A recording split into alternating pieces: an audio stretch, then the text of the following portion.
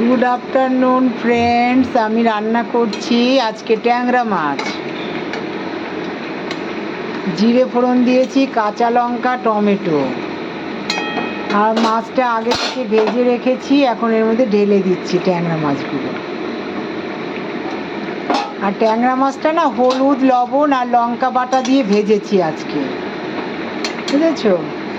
এখনও এর মধ্যে অনেকটা তেল আছে, দিয়ে দিচ্ছি। আর এখন কটা কাঁচা লঙ্কা দিয়ে দিলাম, আর ধনে পাতা দিয়ে দিচ্ছি। ধনে পাতা দিয়ে দিলাম। ফুটে গেলেই নামিয়ে রাখবো ট্যাংরা মাছ আজকে।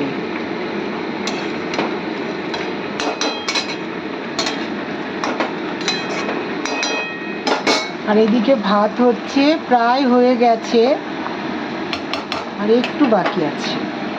আর এদিকে লাল শাক হয়ে গেছে, উচ্ছে ভাজা হয়ে গেছে, টমেটোর চাটনিও।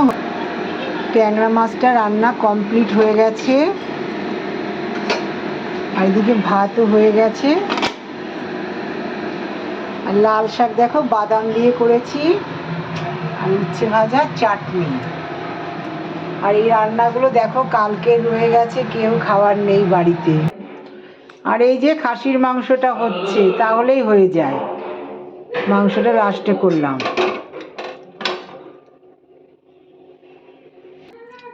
চাটনি করেছি কাজু বাদাম দিয়ে। আর এই যে মাছ দেখো, প্রচুর মাছ এনেছে।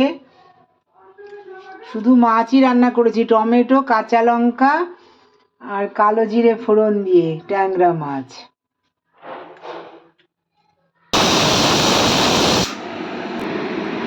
ডালটাও হয়ে গেছে, দেখাচ্ছি। শিম দিয়ে লাউ দিয়ে ডাল করেছি।